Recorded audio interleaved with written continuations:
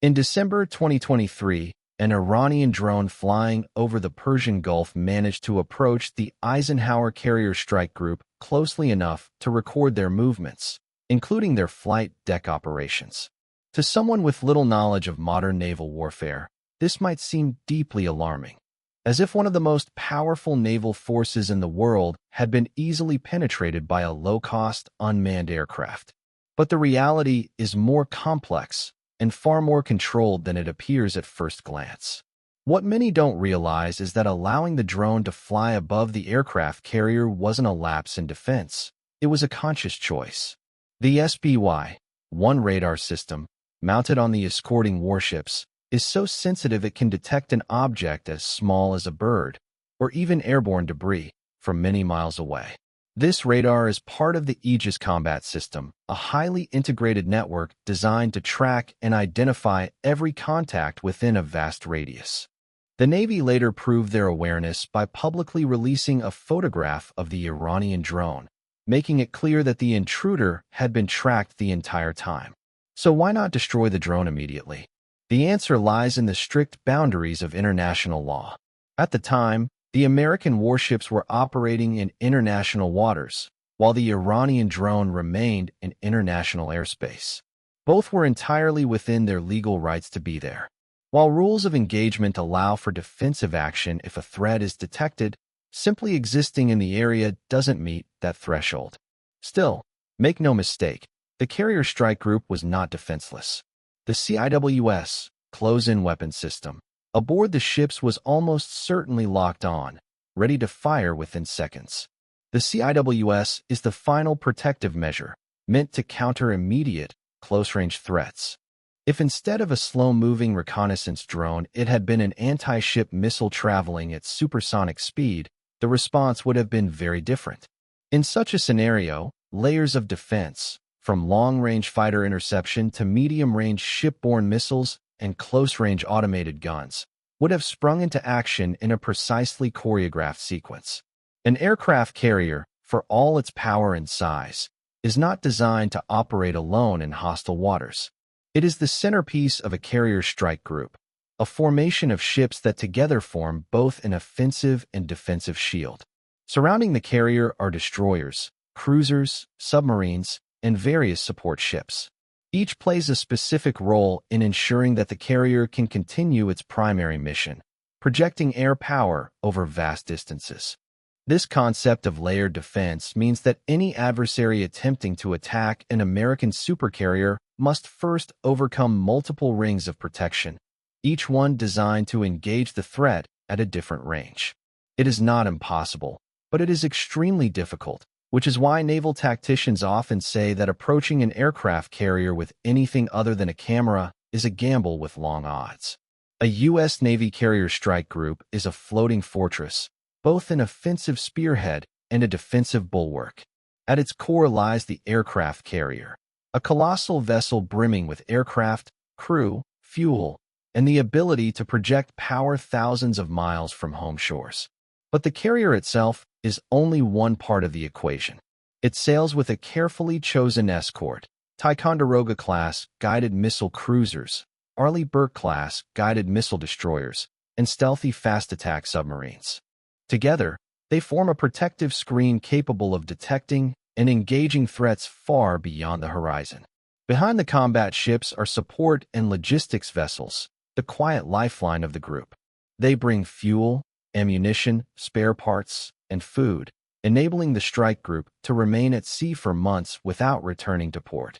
This logistical chain ensures the carrier remains an unbroken presence wherever it is deployed, a reminder to friend and foe alike that American naval power can appear and remain almost anywhere on Earth. The carrier's greatest offensive punch comes from its air wing. This wing is primarily made up of F/A-18 Super Hornets, a proven multi-role fighter that can switch from air-to-air combat to ground strikes seamlessly. Since 2021, the carrier decks have also hosted the cutting-edge F-35C Lightning II, a stealth fighter designed to evade enemy radar while delivering precision strikes. The combination of these two aircraft types offers flexibility. The Hornets bring numbers and proven reliability, while the F-35CS offer next-generation technology and stealth. When launched by the powerful steam or electromagnetic catapults of the carrier, these jets can fly missions over 1,000 miles away, striking targets deep inland or engaging enemy aircraft before they come close to the fleet. The offensive firepower of the 40 to 50 fighter jets aboard a single U.S. supercarrier rivals, and sometimes exceeds, the entire air force of medium-sized nations. Yet these same fighters are also the first defensive shield. Several aircraft are constantly airborne on Combat Air Patrol, CAP, circling far from the strike group and watching for approaching threats. Their job is to intercept hostile aircraft, cruise missiles, or drones long before they approach the protective ring of ships. Maintaining CAP is expensive. The F divided by a -18E Super Hornet costs around $21,000 per flight hour, and the advanced F-35C costs nearly twice that at $44,000 per hour, and that's before adding the price of weapons used during an interception. If the CAP detects a potential threat on an aggressive approach vector, they may launch long-range AIM-120 AMRAAM missiles, each costing about $1 million, to neutralize it before visual contact is even made. For closer targets, the venerable AIM-9 Sidewinder missile, at less than half the price, is the preferred choice. Despite being developed over 70 years ago, the Sidewinder has been continuously upgraded and remains one of the most reliable short-range air-to-air missiles in service.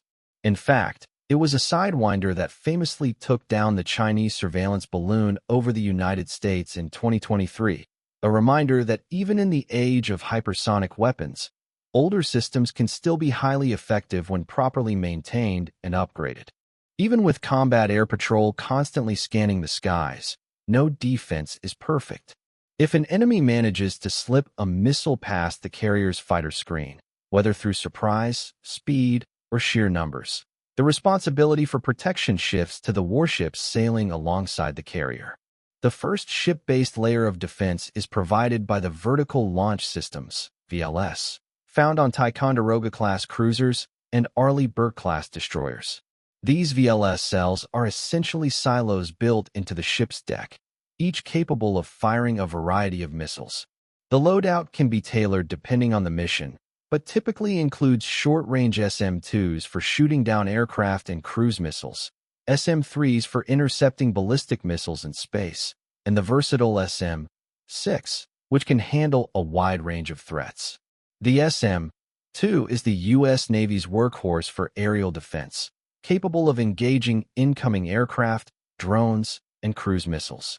The SM-3, by contrast, is a specialist, designed to target ballistic missiles during the mid-course phase of their flight, sometimes hundreds of miles above the Earth. But such protection comes at a steep cost.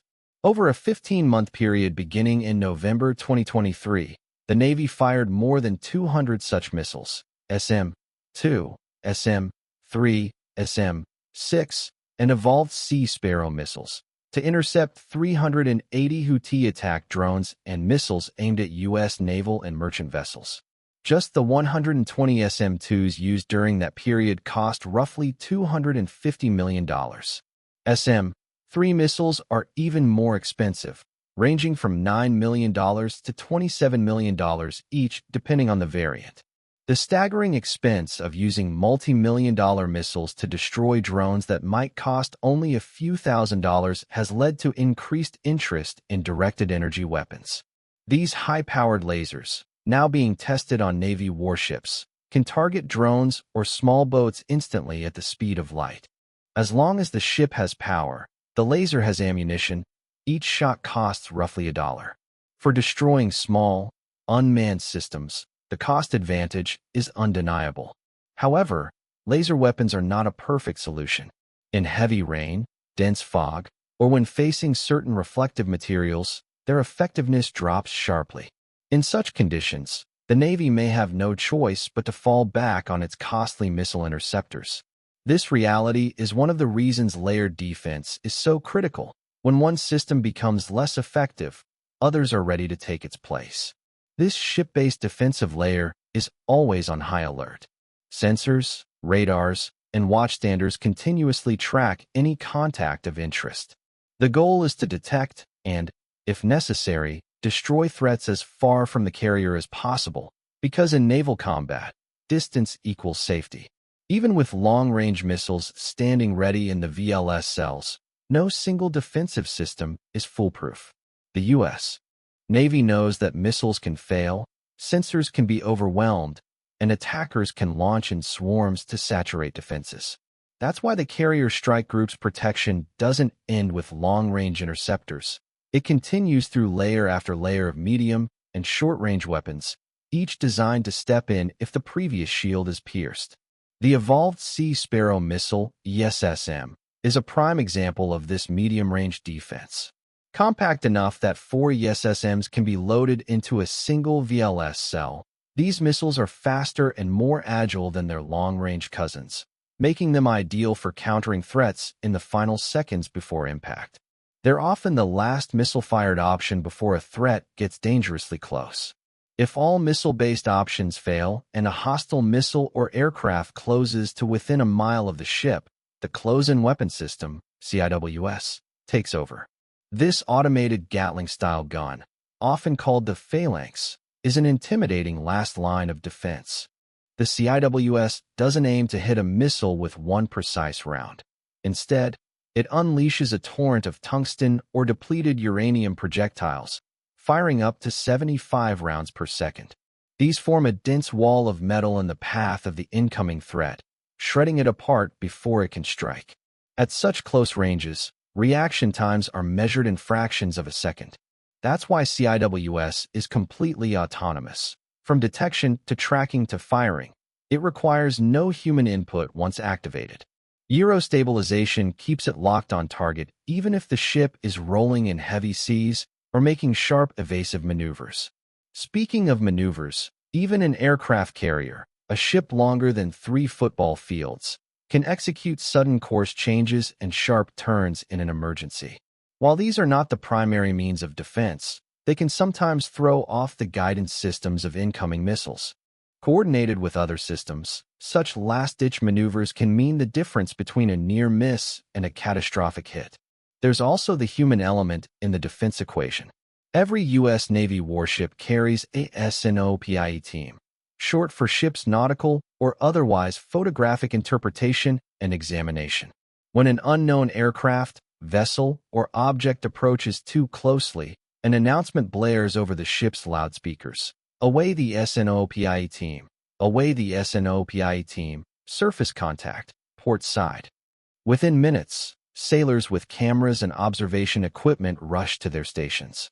Their job is to record every detail: type of vessel, speed, heading, markings, visible weapons, and any unusual behavior, and forward this intelligence to the ship's command center.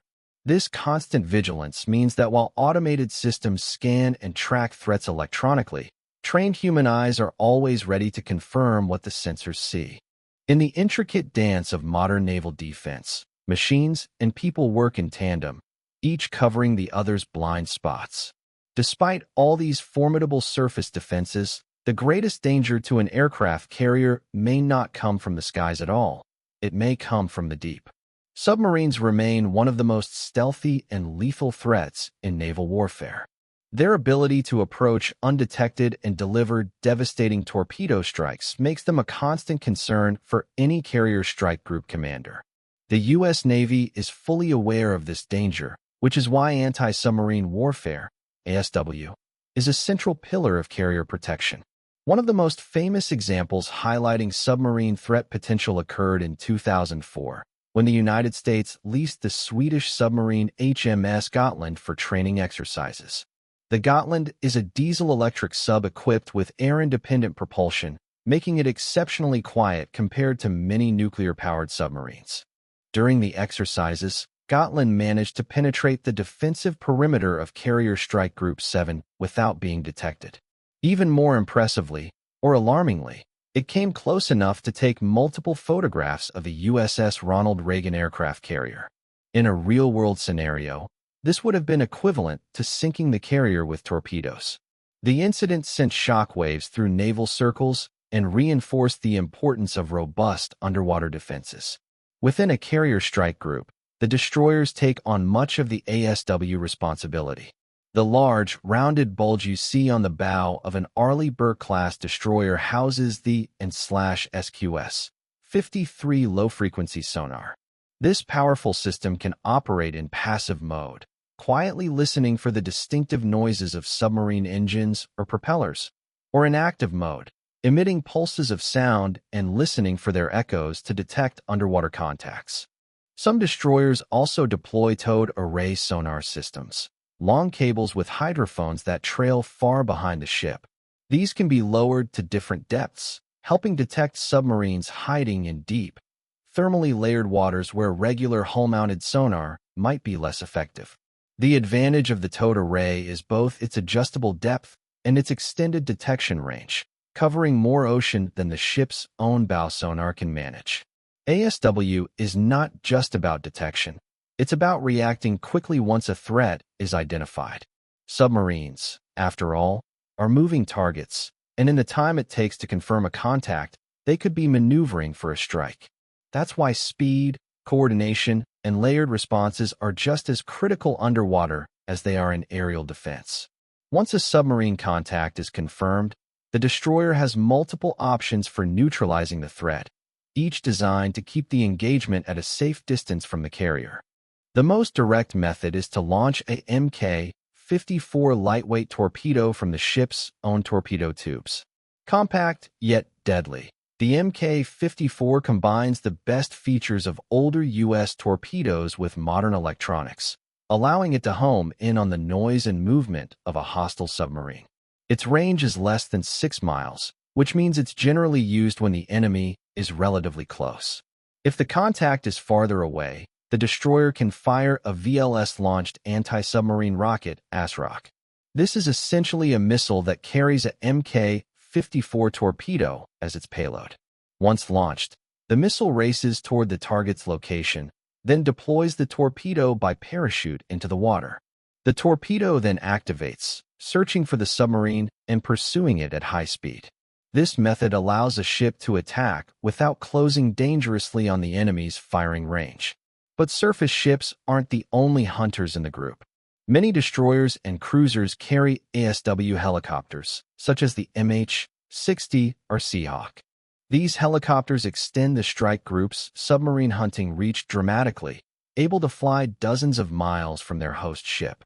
They can drop sonar buoys, deploy their own dipping sonar into the water, and launch torpedoes on detected contacts. Their speed and mobility make them invaluable for quickly investigating sonar detections that could otherwise take a ship much longer to approach. The carrier itself contributes to the group's early warning capabilities in the form of the E-2D Advanced Hawkeye Airborne Early Warning Aircraft. This radar plane is typically the first aircraft launched during carrier flight operations. With its large, spinning 24-foot radar dome, the Hawkeye can scan hundreds of miles in every direction, detecting and tracking airborne and surface contacts, and even some submarine periscopes under the right conditions.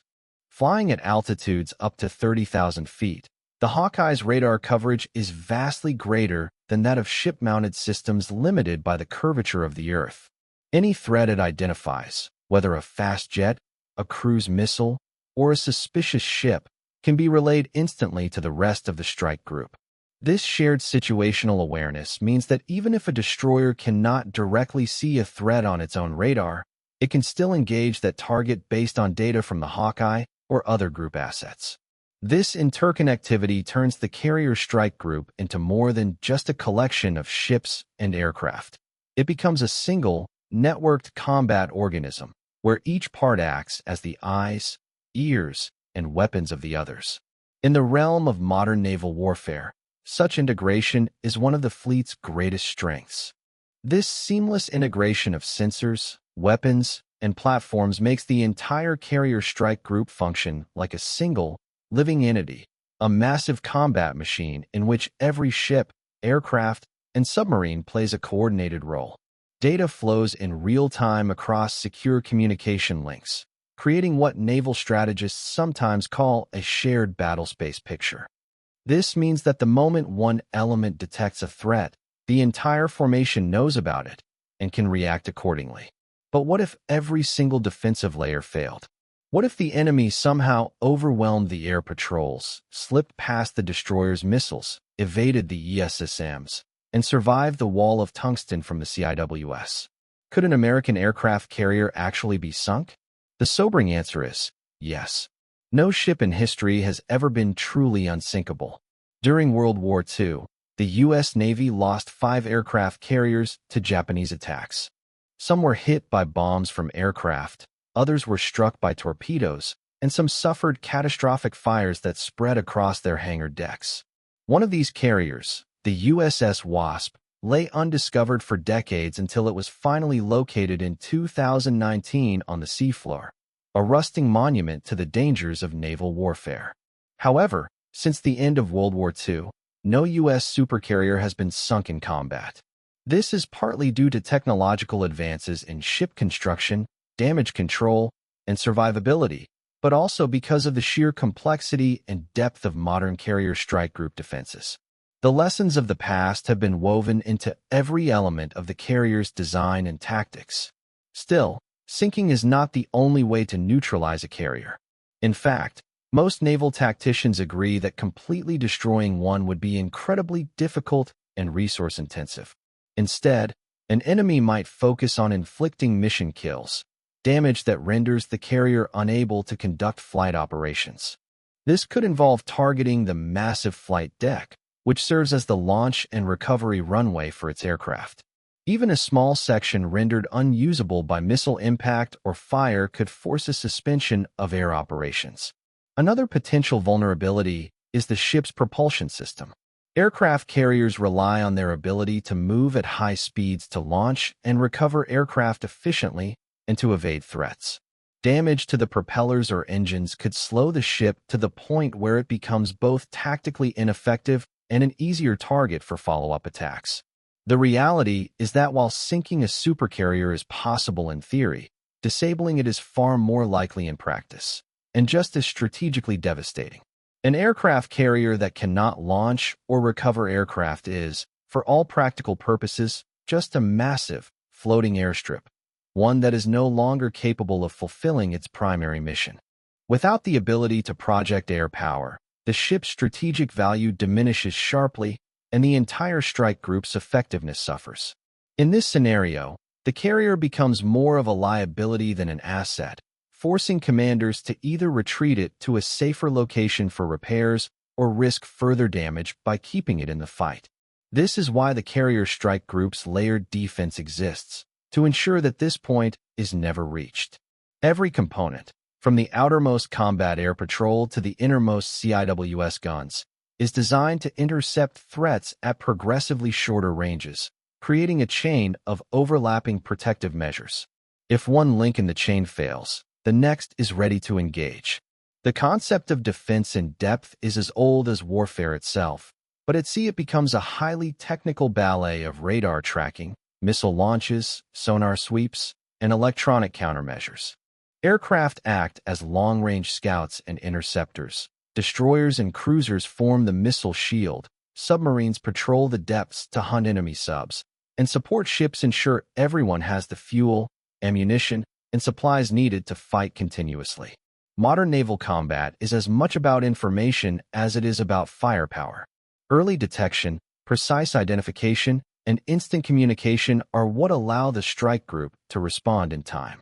That's why so much emphasis is placed on integrating systems like the E-2D Hawkeye's airborne radar with ship-based Aegis systems and even satellite feeds. The result is a near-constant awareness of the battle space, a critical advantage when threats can travel at supersonic or even hypersonic speeds.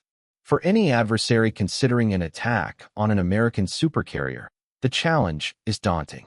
Not only must they break through an unprecedented defensive network, but they must also do so before the carrier's own air wing launches a counterstrike.